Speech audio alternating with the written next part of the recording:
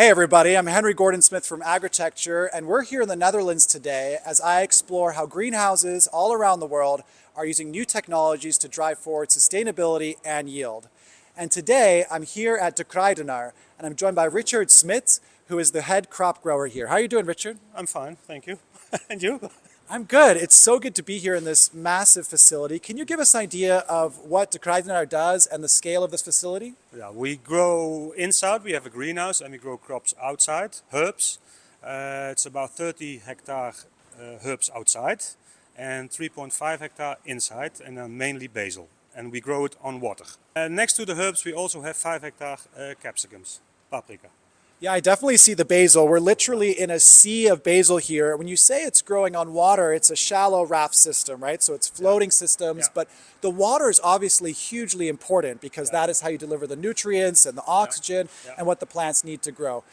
Can you tell us a little bit more about your customers? Who's buying your product? The supermarket in Holland, Albertijn mainly. That's our biggest customer. So nationally, all the herbs that you see at Albertijn is coming from us. And I was reading on your website that sustainability is something that's very important to your business. Can you tell us a bit more about your sustainability objectives and what your customers care about in that regard? Quality, that's the most important thing. The color must be right, the taste must be good, very important. Shelf life, we give a shelf life about 8 or 9 days on basil. And so, yeah, that's what we... So that freshness, that quality, and also my understanding is you're not using pesticides here in the greenhouse, controlled environment. So let's talk a little bit about the water. You mentioned that's a water-based system. What are some of the challenges you've had historically in maintaining clean water to be able to grow the best plants? Oxygen. Oxygen was the most important thing. When we started 12 years ago, we had some oxygen, but not so much.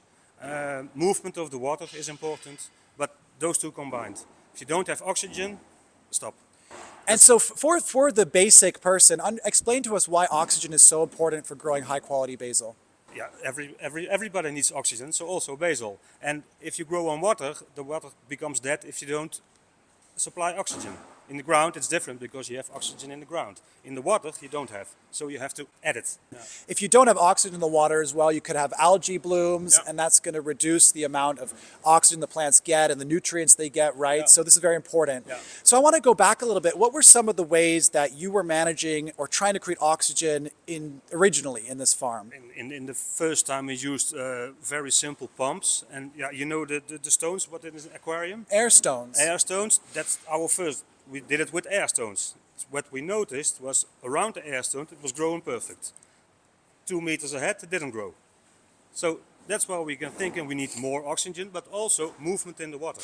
So you're getting oxygen, but it was really only in some areas and not through your whole system. So the problems weren't really solved through the system wide. And this is again a massive facility. So I can imagine that you noticed areas where that quality was in decline. So what did you do? How did you find solutions to that problem? Now, when the water is non-stop moving, so I pump non-stop 24/7. I pump the water around. Then in the middle we have the electric water crane, and we made all the way to the pools tubes with holes in it. So when I put water, now it goes equally around the pool. So that was also already a big difference, but we didn't still have the nanobubbles. So you see still the spots. It was getting better, but not perfect. So you just mentioned that you used some engineering and some ways to solve it, but then you discovered nanobubbles from Moleaer. Can you tell us about that? When did you meet them and how did you learn about the technology and what did you think? It was in 2019 when we installed the first nanobubbles, and we said we want to try it, but it wasn't known in the agricultural world, so we tested it for 3 months to see what happens. Now we tested it in another greenhouse and the water was so dirty, I was thinking or I remove it and replace it, or I start with nanobubbles. I didn't replace the water, so I had the old dirty water, was already 7 years old, never changed it. Then we start with the nanobubbles, and 3 months later the water was crystal clear. In 3 months, water that you had been using for 7 years was cleaned through the Moleaer nanobubble technology. And how difficult was it for you to install that into your system? How difficult was it for your team to use this new solution? Not at all. Plug and play. It was really plug and play. You could just put it in and it worked with your existing we have a big reservoir. And we put them in, he sucks it out, it goes to the Moleaer technique and he sucks it in the pools and that's it. And so you're using two different solutions, if we can talk about them. One is for your reservoir, which is the upfront water, and that can get dirty because there's rain and there's organic matter that gets into that. And then you're also using some in the greenhouses. Can you tell us about the first one a little bit and what you've seen there? The first one outside. Yeah. Yeah, we installed it because we had algae grow in the summer. So we tested it and it helps. Helps to minimize the algae growth that happens from the organic matter. And that's the Moleaer clear system, I believe. So, okay, great. And then in the greenhouse, which is most important, this is where you have all the water and the growth, we're having the problems, you've installed another Moleaer system which delivers nanobubbles into the system here. Yeah, that's right, yeah. So we have cleaner water to start with, and we clean it again before it gets in the water. And it's pumping non-stop around. And so was it difficult for you as a grower to sort of think about nanobubbles? I think a lot of people might be skeptical and say, like, what are they? How did you think about that technology when it was first pitched to you? That's why we wanted to start it for 3 months and see what happens. And I'm a very practical guy, and you can read all about it, but I want to see it. They can tell me everything, but I want to see it. No, and what I saw was perfect. Because we always had some biofilm in the water around the plastic. Okay. And after 3 months we didn't have it. It just went away. So you could already observe that it's oxidating. The water was cleaner, it was oxidating. Yeah. Right, and that's because those bubbles were cleaning that water and adding more oxygen consistently. Yeah. Okay, fantastic. And so what about growth? You know, I think there's an aspect of cleaning the plants itself, but did you notice any changes in the quality of the plant? Yeah, it's much better. If the plant has enough oxygen, especially in the summer when it needs a lot, you see the difference in quality. That's very sure, because what I told in the beginning, we had not enough oxygen and not enough movement. The quality was much less. And so, you know, so when heat goes up in the water, the oxygen goes down. So that's the point you're making, right? In the summertime, it's more difficult to maintain oxygen in the water.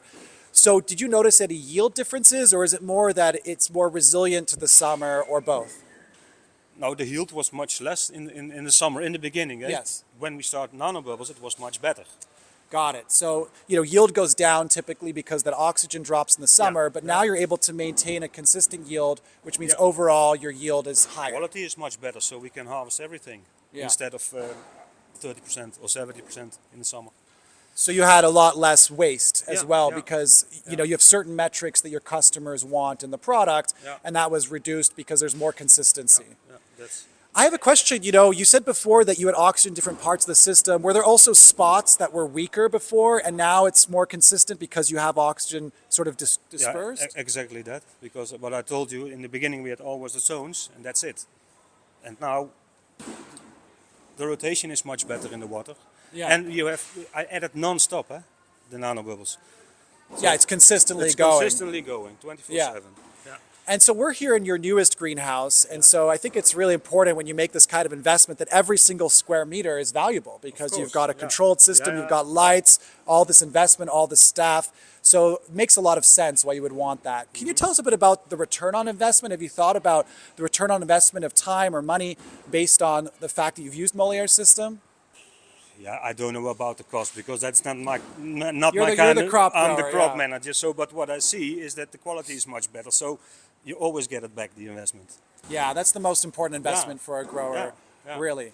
Quality is everything. When quality is okay, customers are happy, people are happy because they don't have to sort out. It's for the labor, everything is good. So. And you mentioned the system is plug and play, but I think a lot of farmers, especially when they're adopting new technologies, they're concerned about maintenance or support. What has your experience been working with Moleaer on the customer service and support for their technology? Yeah, that's okay. When we have big issues, we call Rule, and he tries to be as soon as possible. Yeah. And we have a maintenance guy here in the greenhouse, and he checks them every week. He may clean them when it's necessary.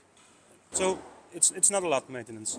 Sounds like it's a relatively easy system that you've seen great results for. Well, thank you for being so candid and sharing all of that with us, Richard. Really appreciate seeing your facility. It's impressive. The quality, the smell is all very good. Yeah.